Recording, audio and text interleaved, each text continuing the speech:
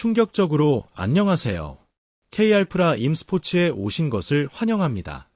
지난 시즌 단 8승, V리그 최하위. 주전들은 무너졌고 팬들은 절망했습니다. 그런데 더 충격적인 일이 벌어졌습니다. 정관장이 팀의 상징이었던 메가와 결별했습니다. 많은 팬들이 말했습니다. 이제 끝난 거 아니냐. 하지만 지금 배국의 분위기가 완전히 달라지고 있습니다. 천천히 오히려 상대 감독들이 더 긴장하기 시작했습니다. 왜냐하면 지금 정관장은 스타 한 명에 의존하던 팀이 아니라 훨씬 위험한 구조로 바뀌고 있기 때문입니다. 천천히 이번에는 한 선수를 잃은 이야기가 아닙니다. 한 팀이 자기 정체성 자체를 갈아엎는 이야기입니다. 지난 시즌 정관장의 성적은 단 8승 28패였습니다. V리그 최하위. 기록지만 보면 단순한 성적 부진처럼 보일 수 있습니다. 하지만 실제 코트 위 분위기는 훨씬 무거웠습니다. 시즌 막판으로 갈수록 팬들의 관심은 경기 결과보다 다른 곳으로 향했습니다. 누가 또 다쳤는지, 누가 또 빠지는지, 그게 더 큰 뉴스가 되어버렸습니다. 그 정도로 팀 분위기는 흔들리고 있었습니다. 그런데 놀라운 건 그 다음이었습니다. 보통 이런 시즌을 겪으면 감독은 조심스러워집니다. 목표를 낮추고 현실적인 이야기를 꺼내기 마련입니다. 하지만 고이진 감독은 달랐습니다. 강조하며 오히려 다음 시즌 우승에 도전하겠다고 선언했습니다. 처음에는 많은 사람들이 웃었습니다. 꼴찌팀이 우승. 현실성이 없다. 이런 반응도 적지 않았습니다. 하지만 시간이 지나면서 분위기가 조금씩 달라졌습니다. 왜냐하면 퍼즐 조각들이 하나씩 맞춰지기 시작했기 때문입니다. 그리고 지금 배구 팬들 사이에서는 이런 말까지 나오고 있습니다. 놀라며 혹시 고이진 감독이 우리보다 몇 수 앞을 보고 있었던 것 아니냐는 겁니다. 지난 시즌 정관장의 가장 큰 문제는 단순히 공격력이 약했다는 게 아니었습니다. 진짜 문제는 구조 자체가 무너졌다는 점이었습니다. 특히 위파위의 부상은 생각보다 훨씬 치명적이었습니다. 많은 사람들이 단순히 아시아 쿼터 한 명 빠졌다 정도로 생각했습니다. 하지만 실제 영향은 훨씬 컸습니다.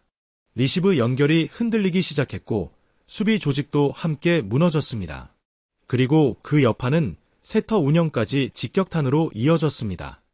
염혜선이 부상으로 빠졌고 김채나까지 흔들리기 시작하면서 팀 전체 리듬 자체가 완전히 깨졌습니다. 바로 그 순간 등장한 선수가 있었습니다. 최소연이었습니다. 사실 최소연의 스토리는 꽤 흥미롭습니다.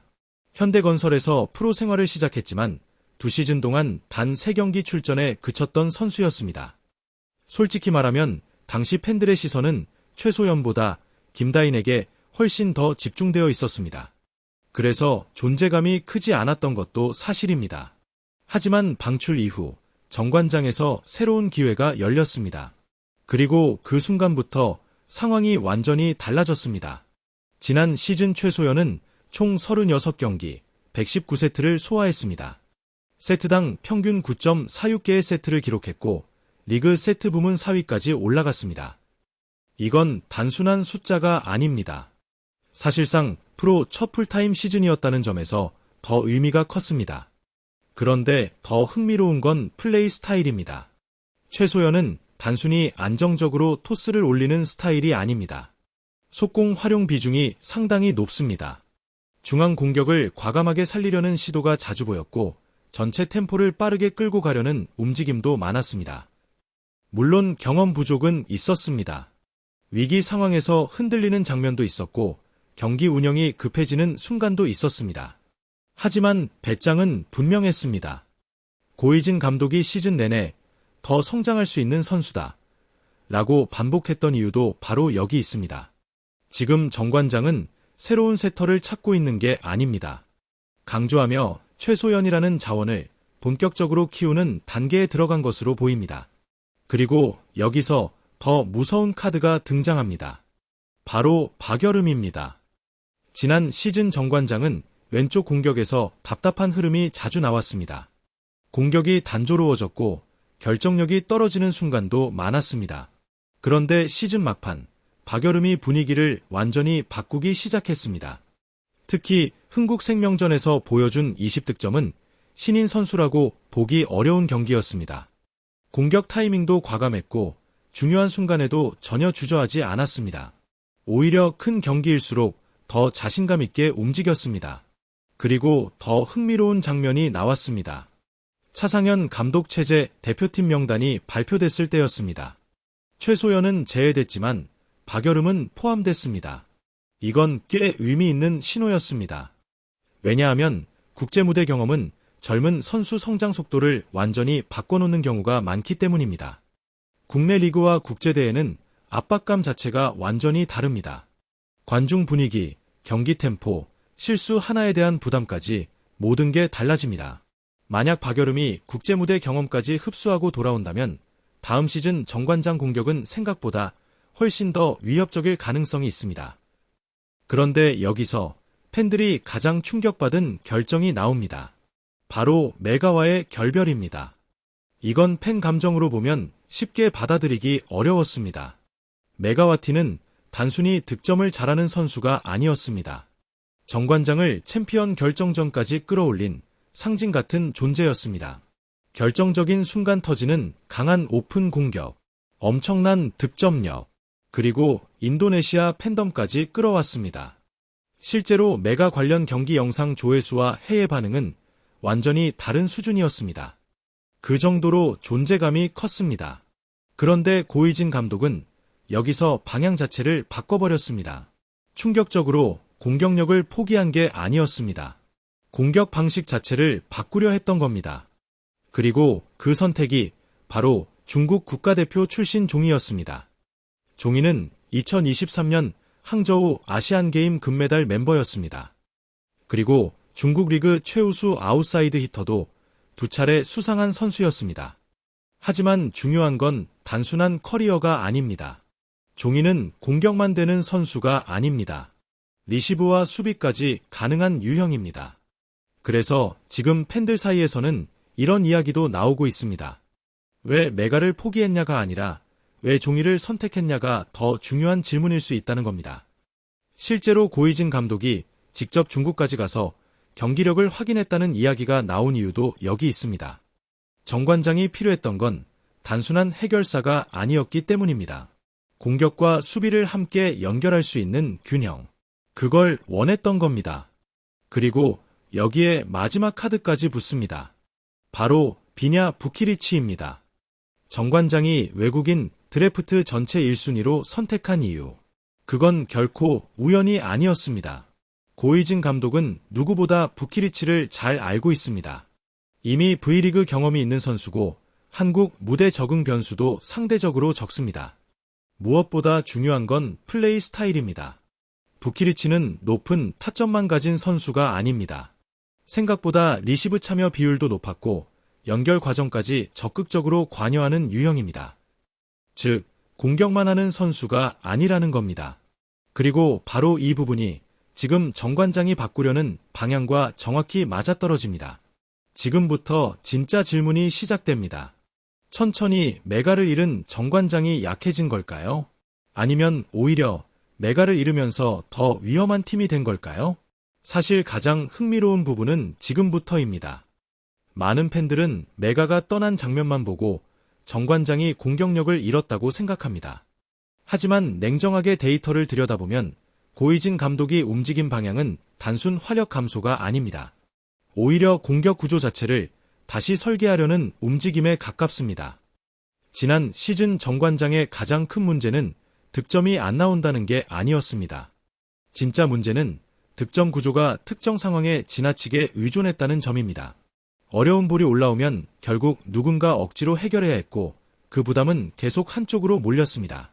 그리고 시즌이 길어질수록 이런 구조는 반드시 체력 저하와 기복으로 이어집니다. 결국 상대 팀들도 패턴을 읽기 시작합니다. 누가 마무리하는지, 어디로 공이 가는지, 중요한 순간 누가 공격하는지 전부 분석 대상이 됩니다. 그래서 지금 정관장이 그리고 있는 그림은 상당히 흥미롭습니다.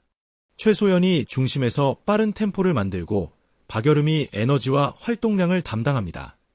그리고 종이가 리시브 안정감을 제공하고 비냐 부키리치가 마무리를 담당하는 구조입니다. 즉, 한 명이 폭발하는 팀이 아닙니다. 여러 개의 칼날이 동시에 움직이는 팀에 가까워졌습니다. 특히 비냐 부키리치와 종이 조합은 생각보다 상당히 위협적일 수 있습니다. 부키리치는 이미 검증을 끝낸 선수입니다. 높은 타점은 물론이고 생각보다 리시브 참여 비율도 높았습니다. 그리고 연결 과정까지 적극적으로 참여합니다. 종이 역시 비슷합니다.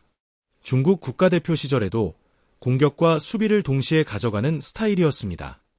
그러면 상대 입장에서는 어떤 일이 벌어질까요? 예전 정관장을 상대할 때는 특정 공격수 견제에 집중할 수 있었습니다. 하지만 지금 구조는 조금 다릅니다. 종이를 막으면 부키리치가 열리고 부키리치를 집중 견제하면 박여름이 살아날 수 있습니다. 그리고 여기에 최소연의 속공 활용까지 살아난다면 중앙 공격도 동시에 움직이기 시작합니다. 이건 블로킹 입장에서 정말 싫어하는 상황입니다. 왜냐하면 어디를 먼저 막아야 할지 판단 자체가 늦어질 수 있기 때문입니다. 그리고 바로 여기서 고이진 감독의 진짜 의도가 보이기 시작합니다. 많은 사람들이 말합니다. 메가를 포기했다. 하지만 어쩌면 고이진 감독은 메가를 버린 게 아니라 메가 중심 구조를 끝낸 것일 수도 있습니다.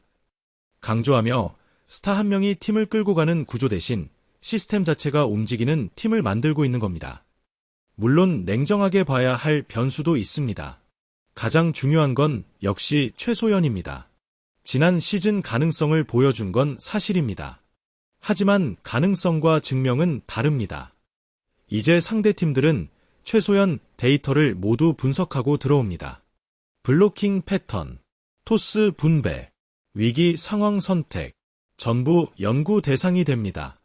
진짜 시험은 지금부터입니다. 박여름 역시 마찬가지입니다. 신인 시즌 돌풍은 놀라웠습니다. 하지만 두 번째 시즌부터는 상황이 달라집니다. 상대팀들이 철저하게 준비하기 때문입니다. 이전에는 정보가 부족해서 당황했다면 이제는 완전히 분석당한 상태에서 맞붙게 됩니다. 그래서 여기서 성장하지 못하면 벽에 부딪힐 가능성도 있습니다. 하지만 반대로 여기서 한 단계 더 성장한다면 이야기는 완전히 달라집니다. 정관장은 상상 이상으로 무서운 팀이 될 수 있습니다. 그리고 많은 사람들이 놓치고 있는 이름 하나가 있습니다. 바로 염혜선입니다. 경험이라는 건 기록지에 남지 않습니다. 하지만 긴 시즌에서는 이런 베테랑 존재가 엄청난 차이를 만들기도 합니다. 몸 상태 리스크는 분명 존재합니다. 하지만 코트 안에서 흐름을 읽는 능력은 여전히 상당한 가치가 있습니다. 젊은 선수들이 흔들리는 순간 중심을 잡아줄 수 있는 존재입니다. 결국 다음 시즌 정관장은 굉장히 이상한 팀이 될 가능성이 있습니다. 꼴찌팀인데 상대 감독들이 가장 만나기 싫어하는 팀. 이상하지 않습니까? 이름값만 놓고 보면 현대건설이나 흥국생명이 훨씬 화려해 보일 수 있습니다. 하지만 시즌 중 가장 예측하기 어려운 팀. 어쩌면 그 팀은 정관장일 수도 있습니다. 지난 시즌 성적은 단 8승이었습니다. 하지만 스포츠에서 가장 위험한 팀은 원래 강한 팀이 아닙니다. 감동적으로 실패를 전부 경험하고 다시 올라오기 시작한 팀입니다. 그리고 지금 정관장은 조용히 그 작업을 끝내가고 있는 것처럼 보입니다. 그리고 바로 여기서 다음 시즌 V리그의 가장 흥미로운 장면이 시작될 수도 있습니다. 왜냐하면 지금 정관장은 단순히 전력을 보강한 팀이 아니기 때문입니다. 팀 철학 자체를 바꾸고 있는 중입니다. 예전의 정관장은 위기의 순간 결국 한 명에게 공이 몰리는 팀이었습니다. 누군가 해결해주길 기다리는 구조였습니다. 하지만 지금 고이진 감독이 만들고 있는 그림은 다릅니다. 누가 빠져도 시스템이 유지되는 팀, 한 명이 아니라 전체가 움직이는 팀. 바로 그런 방향입니다. 물론 이런 변화는 절대 쉬운 일이 아닙니다. 특히 시즌 초반에는 혼란도 나올 가능성이 큽니다. 새로운 조합, 새로운 공격 패턴, 새로운 역할 분배. 이 모든 게 완벽하게 맞물리기까지는 시간이 필요합니다. 그리고 팬들 역시 계속 비교하게 될 겁니다. 메가가 있었다면 어땠을까? 예전보다 화력이 약해진 건 아닐까? 이런 반응은 시즌 내내 따라다닐 수 있습니다. 하지만 진짜 중요한 건 단기 폭발력이 아니라 시즌 전체 흐름입니다. V리그는 짧은 승부가 아닙니다. 부상 관리, 체력 유지, 리시브 안정감, 경기 운영. 결국 긴 시즌에서는 균형이 무너지는 순간순위도 흔들리기 시작합니다. 그리고 바로 그 부분에서 지금 정관장의 변화는 상당히 의미심장합니다. 종이와 부키리치는 단순 공격 자원이 아닙니다. 리시브와 연결 과정까지 참여할 수 있는 선수들입니다. 즉, 공격 성공 하나만 보는 구조가 아니라는 겁니다. 전체 흐름을 유지할 수 있는 팀으로 가고 있습니다. 그리고 이 변화가 성공하기 시작하면 상대 팀들은 굉장히 까다로워질 수 있습니다. 왜냐하면 경기 흐름이 쉽게 끊기지 않기 때문입니다. 예전에는 특정 선수만 흔들면 전체 공격이 흔들리는 장면도 있었습니다. 하지만 지금 구조는 조금 다릅니다. 한쪽이 막히면 다른 쪽이 움직입니다. 그리고 또 다른 카드가 살아납니다. 상대 입장에서는 수비 방향 자체가 훨씬 복잡해집니다. 강조하며 바로 이런 팀이 플레이오프에서 가장 위험한 팀이 되는 경우가 많습니다. 그리고 팬들이 주목해야 할 건 고이진 감독의 태도 변화입니다. 지난 시즌 무너지는 과정을 전부 경험했습니다. 부상, 연패, 분위기 붕괴. 하지만 그 과정에서도 고이진 감독은 계속 같은 메시지를 반복했습니다. 더 강해질 수 있다. 처음에는 허세처럼 들렸습니다. 하지만 지금 로스터 움직임을 보면 그 말이 단순한 정신 승리가 아니었다는 게 보이기 시작합니다. 실제로 필요한 조각들을 하나씩 모으고 있었던 겁니다. 빠른 템포를 위한 세터, 활동량을 책임질 젊은 공격수, 리시브 안정감을 줄 아웃사이드 히터, 그리고 검증된 외국인 공격수. 이 조합이 완성되면 정관장은 지난 시즌과 완전히 다른 팀이 될 수도 있습니다. 물론 아직 확신할 단계는 아닙니다. 결국 스포츠는 코트 위 결과로 증명해야 합니다. 그리고 시즌이 시작되면 지금 기대받는 선수들도 반드시 흔들리는 순간이 옵니다. 그 위기를 어떻게 버티느냐가 중요합니다. 특히 최소영과 박여름은 이제 진짜 에이스급 압박을 경험하게 됩니다. 상대 집중 견제도 훨씬 심해질 겁니다. 그리고 바로 그 순간 정관장의 새로운 시스템이 시험대에 오르게 됩니다. 만약 한두 명 흔들린다고 전체가 무너지지 않는다면 그때부터는 정말 위험한 팀이 됩니다. 충격적으로 어쩌면 다음 시즌 가장 큰 반전은 정관장이 만들어낼 수도 있습니다. 지난 시즌 꼴찌였던 팀. 하지만 지금은 누구보다 조용하게 가장 큰 변화를 준비하고 있는 팀.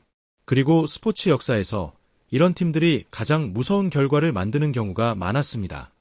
모든 실패를 이미 경험한 팀, 더 이상 잃을 게 없는 팀, 그리고 완전히 새로운 방향으로 움직이기 시작한 팀. 지금 정관장이 바로 그 길 위에 서 있습니다. 과연 고이진 감독의 선택은 성공할까요? 메가 없는 정관장은 무너질까요? 아니면 더 강한 시스템 팀으로 다시 태어날까요?